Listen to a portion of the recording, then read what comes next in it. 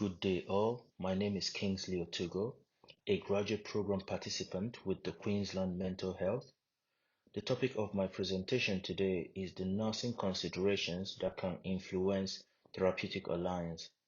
The presentation shall cover the following: the nursing consideration that could influence best health outcome for consumers in therapeutic alliance, the ethical and/or legal practice implications of therapeutic alliance, and shall be concluded with a scenario and reflective practice on collaboratively working with a consumer.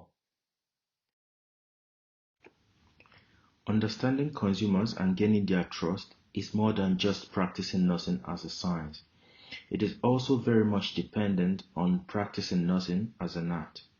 Nursing as science involves a significant evidence-based practice that is required by nurses to improve healthcare and patient outcome.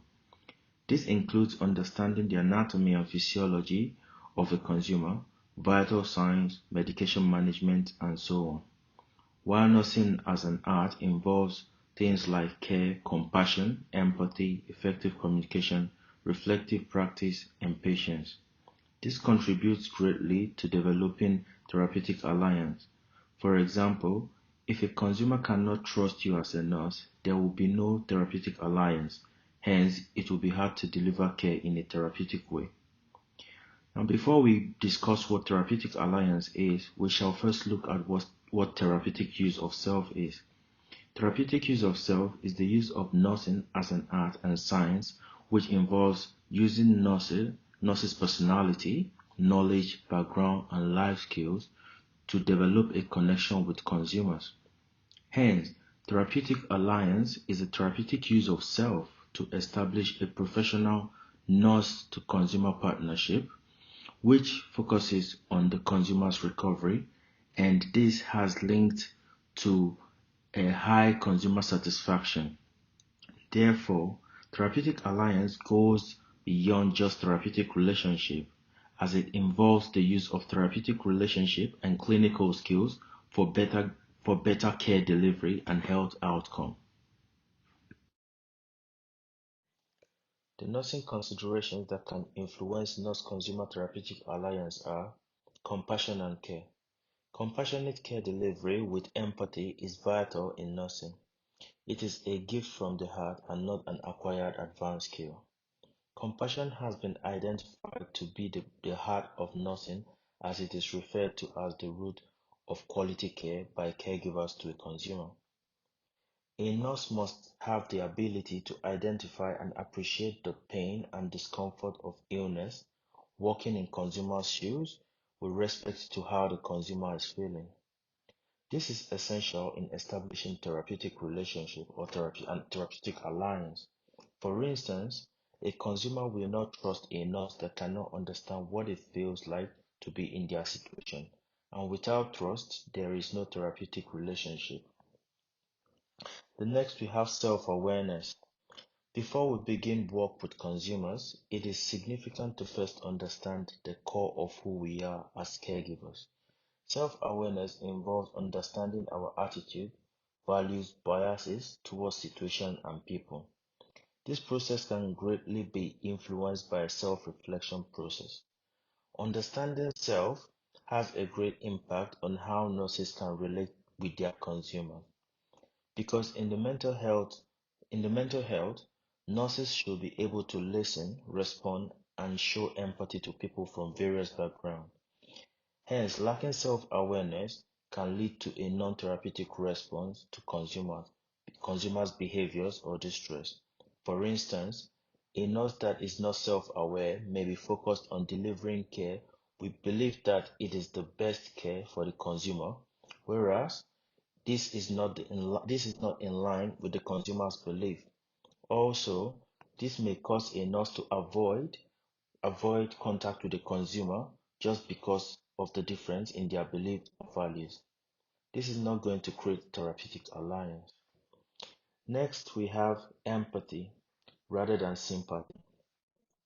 This means walking in someone's shoe.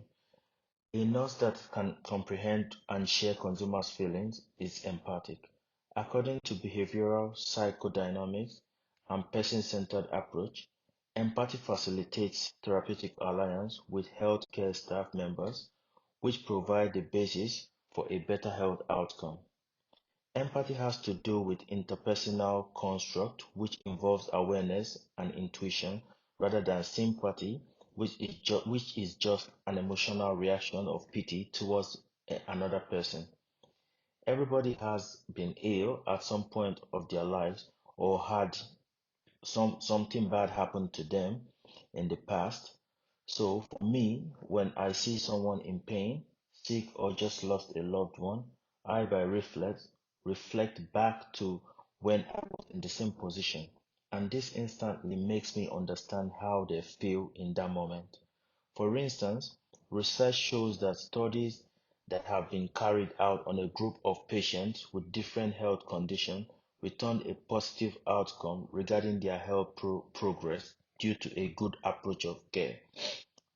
Hence, we say that empathic relationship between the healthcare professionals and consumers reinforce cooperation, hence increasing patient satisfaction. In continuation, we have professional boundaries. Professional boundaries are invisible tools in nursing that balances nurse-consumer relationship and nursing care delivery. These tools mark the nursing territories. This is very significant to nurses in the mental health area due to the nature of the work and the vulnerability of the consumers. Professional boundaries provide nurses and the consumer a safe method of engagement for an efficient therapeutic care.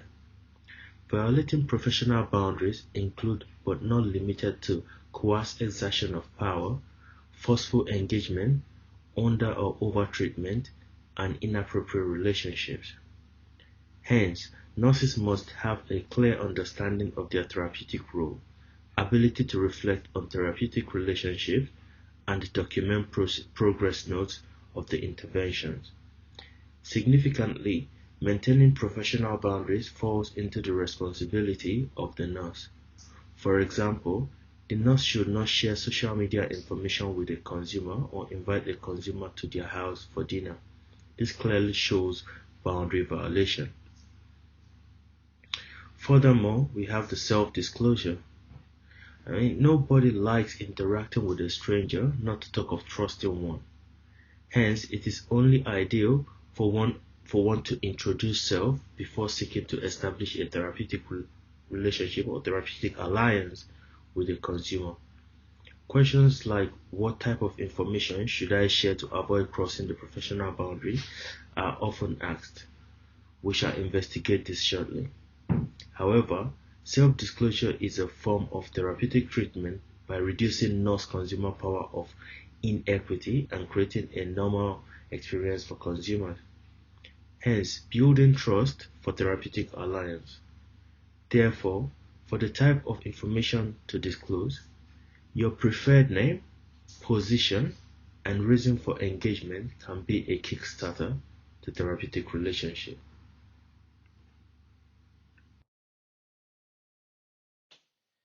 Additionally, there are hope and spirituality. These concepts are always overlooked by many, which brings up the question, how do some consumers cope well with certain treatment while others are negatively affected?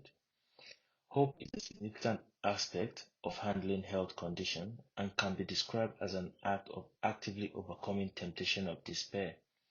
Therefore, it is imperative to understand and respect a consumer's view of hope and spirituality of healing to establish and maintain therapeutic relationship.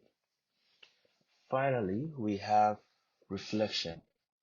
Reflection is a way of carefully examining what had happened with respect to feelings, thoughts, and actions against underlying assumptions, beliefs, and knowledge. Reflection is useful for increasing self-awareness as well as the development of conscious knowledge base on macro and micro level consumer care. Reflection enables a nursing staff to self-review on what had happened in the past and ways to do better in the future encounters.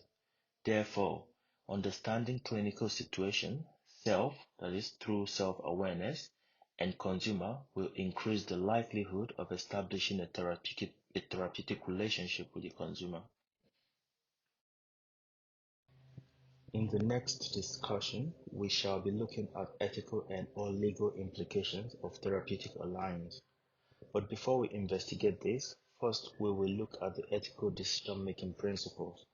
First is autonomy. A nurse should be able to recognize a consumer's right to decision-making and self-determination. This is based on consumers' informed consent for a better decision-making.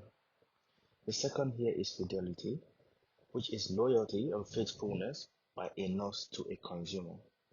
Third, we have justice. Now, every individual must be treated as equal and with fairness. Fourth is the non-maleficence. This principle is based on doing no harm to any individual during care delivery. The fifth one here is the beneficence. And in this principle, nurses should always act in the best interest of consumers in mind.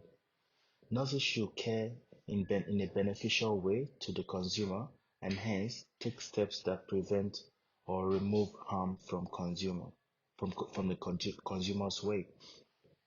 Finally, we have the veracity, which is actually being faithful, truthful, accurate, and trustworthy in all interaction.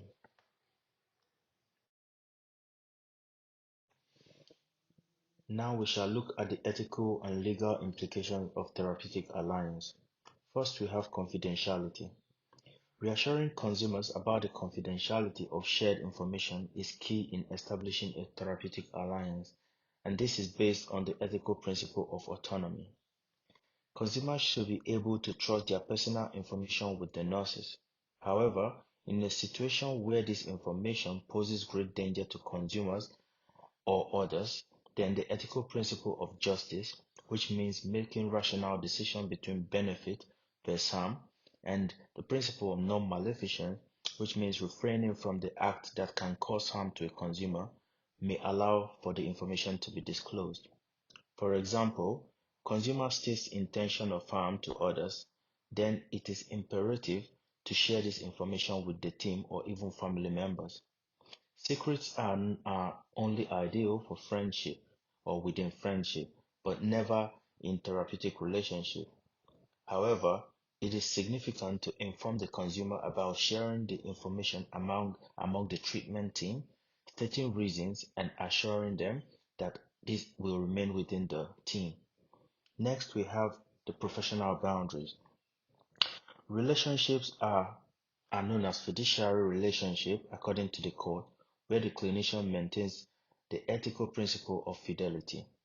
The clinician has the duty of maintaining professional boundaries by ensuring there are safeguards like organization policies and standards, reflection with colleagues, team leaders, and or even managers that can identify and manage issues involving professional boundaries.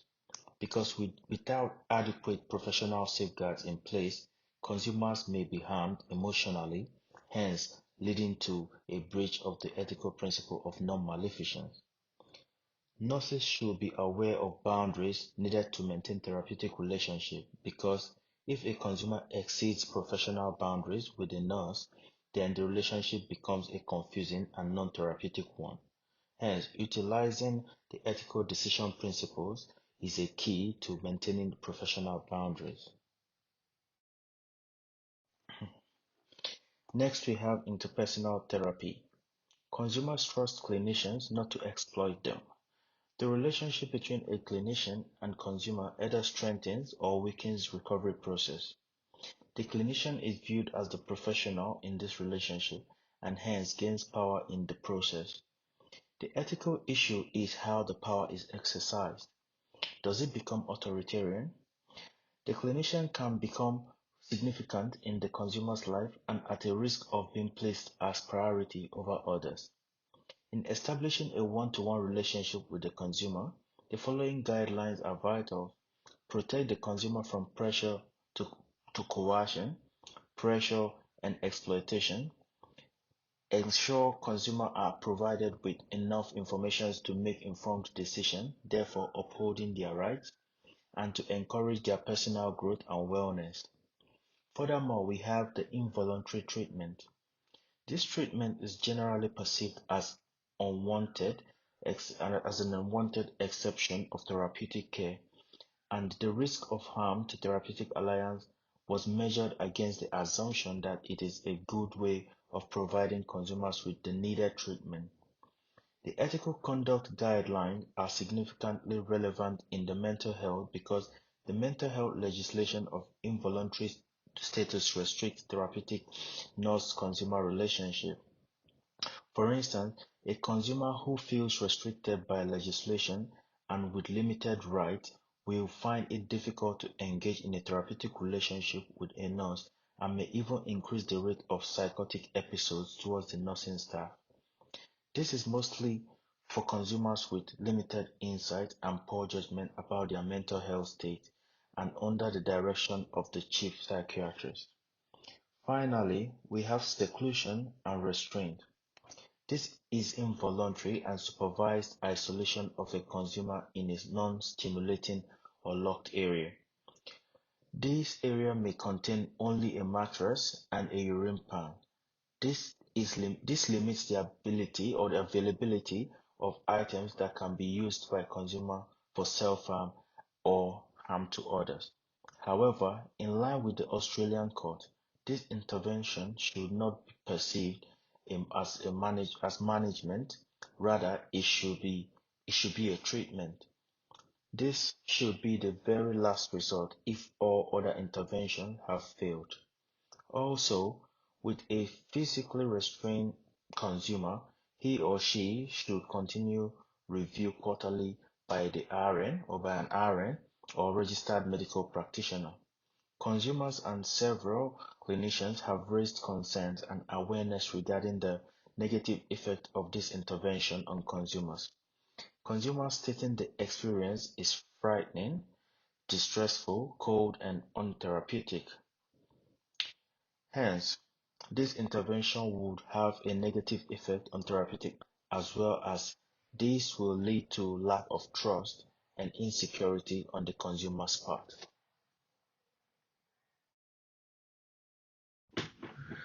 This slide details out my reflection on therapeutic alliance with patient X. As nurses, it is very significant to always reflect on our clinical practices, whether it is a good or bad experience. This way, nurses can always improve on clinical practices. Reflective practice is an educational strategy and an important aspect of clinical nursing. Nursing itself is a multifaceted profession. Nurses are clinicians, carers, educators, and more.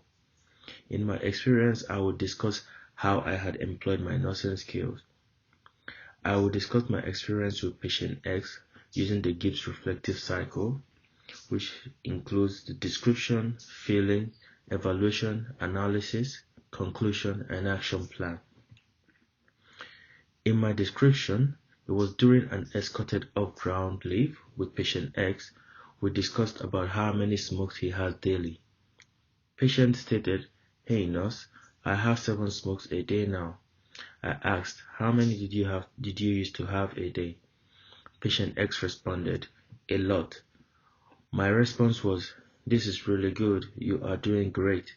I educated patient on the effect of smoking, including cancer like lung, throat, mouth, and bladder, lung diseases like shortness of breath, which is emphysema, decrease in blood pressure, and increased heart rate, which is a causative factor of cardiovascular diseases, which I rephrased to heart disease for the patient's understanding. Stroke, heart attack, and the negative financial effect as well were discussed. Patient said, "Wow, that's a lot of bad things." I replied, "I know, right?" I told patient that quitting smoking means that he will no longer be at risk of facing any of the mentioned effects of smoking. I said, "I can see you are keen on quitting, as you mentioned you have cut down on your smoking these days. I know you might have been offered, but I can give you some referrals you can talk to if you like, to help you with your quitting journey." Patient said, "Oh, I am already using the NRT inhaler to help me with it. NRT actually stands for the nicotine replacement therapy. I acknowledged this as well and provided referral like Quitline. He said, "Thank you for your advice, nurse." Now, my feelings as a graduate registered nurse in my early nursing career, overall, I felt very happy. I felt empowered to have helped the patient hold strong onto his hope for his set goal because of the trust and ability to create that therapeutic bond with patient. It was easy at this point to discuss with the patient as there was a set professional boundary between I and the patient, which was understood by both parties. I felt the empathic communication and hope while discussing with the patient. However, being in my early stage of not being the early in the early stage of my nursing career, I was a bit anxious about going against certain patients' belief on the topic of discussion. But at the end, I was happy that the patient appreciated our discussion and some of my suggestions regarding the discussion we had. I discussed this with my preceptor and patient's case manager and documented it for review in the next care plan meeting on smoking cessation goals for patients. The evaluation here, my evaluation of the situation is that the fact patient listened to me and the connection was a good one. It was a very good one. He contributed and the understanding, the reason for the NRT towards the cessation goal. Patient happened to be superficially engaged at some point, especially when asked if he has a set time frame for giving up smoking. Also, working with my colleagues, that is the patient's case manager and my preceptor, and documenting the process is a good experience on collaborative and documentation process for me. In my analysis, the discussion occurred during an escorted leave access. The environment was not safe for the discussion, but if it had triggered a behavior, patient would have escalated and absconded or agitated towards a staff member without the security readily present for intervention, just in case of excessive escalation. Hence, next time I will be conducting any of such discussions on the ward or a more secure environment. Conclusively, in my conclusion, the experience was interesting, and the patient was participating, hence contributing to his recovery journey, building the trust which has established the therapeutic communication, which is the therapeutic relationship between me and the patient, made me very happy. It is also significant for the patient to understand roles of the multidisciplinary teams such as the nurses, the doctors, the psychiatrists, and the smoke cessation team like the Quitline team in his recovery goal. I would have delved into more details with patient if we were in a more secure environment on how he feels about the entire cessation process and how this could affect him, just to gain more insight on what his level of motivation towards his goal was. Overall, the experience was a good one. Finally, my action plan. I plan to follow up with the patient regarding our discussion and be able to guide him to attain his set goal. As mentioned in the analysis phase, next time I will be conducting such educational session on the ward for security purposes. I'll follow up with the review in the review meeting on how to get the patient more involved with the smoke cessation team for more advice on how to quit. Thank you for your time. Again, thank you kindly for your time, and you have a wonderful day.